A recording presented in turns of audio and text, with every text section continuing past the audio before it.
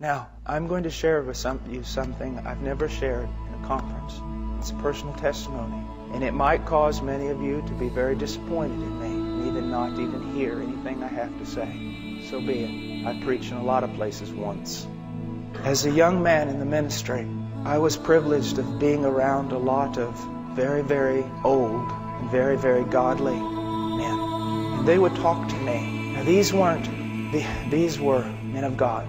Baptist, very staunch, Reformed, some of them. People not given to enthusiasm or emotions or any other thing like that. Sound men. But they would talk to me about the power of God. They would talk to me about the presence of God. Not as men quoting stories that they had read, but men who themselves had seen with their own eyes the working of God. And I would go out on the streets in Austin, Texas and preach. I was afraid. There was no boldness. There was no power. There was nothing. But I would always hear the voices of these old men. And one day I decided enough is enough. I will seek Him until I find Him or until I die. I went into a closet and I said, I'll not leave this closet until I know God. 15 minutes later, I fell asleep. My roommates came home and found me in the closet. So I took an alarm clock with me. And please, I'm not saying this for any other reason except I feel like I'm supposed to. Took an alarm clock with me. Set it for every 15 minutes. I'd pray for maybe 5 or 10 minutes. Fall asleep. Alarm clock go off. Set it again. This was my prayer. I didn't pray for China. I didn't pray for the presence of God. In the sense of my ministry, I asked one thing. Lord, you said if I seek you, I'll find you. You said it, Lord, that you would reveal yourself to me. You would let yourself be found by me if I seek you. Night after night after night after night. For months, 2 and 3 hours a night, simply sitting there like this, on my knees. Lord, it's been 4 months now. It's been 5 days now, and you still have not come. And just sit there. Lord, I've been here 3 hours, and you have not come. Day after day and night after night. And then one day our church was spring break, and all the college students were going to go on a Bible study ski trip type thing in Colorado. And I felt like the Lord wanted me just to go out into West Texas to the hill country, pretty barren.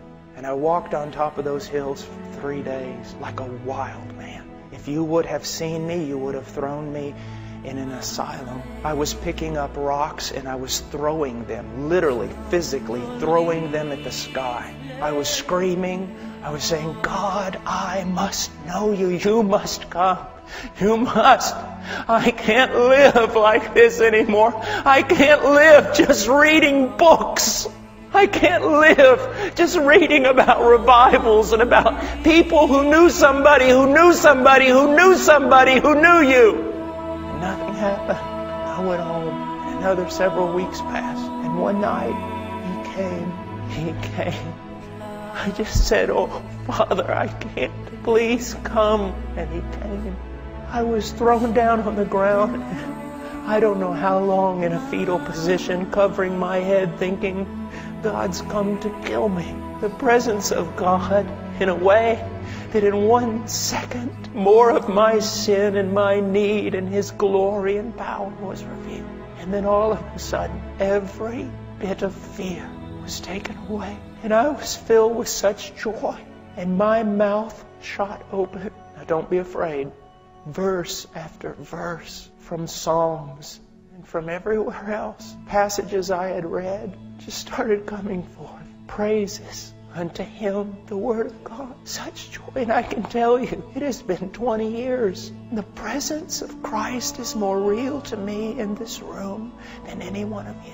And one of the things that is so bad today is many of you men here, you also have known the presence of Christ. But now most of your prayer life is nothing but praying just a little and then just realizing He hasn't come and getting up and walking away instead of staying there until He does. It's just prayer of going through the motions. You want holiness in your life? Run to Him. And stay there. Stay there. My little boy, whenever I'm putting my shoes on and he realizes my bags are packed, he goes, Daddy, stay with Ian? Daddy, stay with Ian? Or Ian, go with Daddy? I find myself, even this morning in prayer, going, Father, stay with Paul. Father, stay with Paul. Or Paul, go with Father. I see so many boys today in the pulpit. They're boys. Because as those old men told me, the mark of a man of God is God upon the man. And I don't want to sound, I don't want to sound arrogant. I don't want to sound anything else. I just want to say this. That we have the desperate need to be men marked by the presence of God. We have the desperate need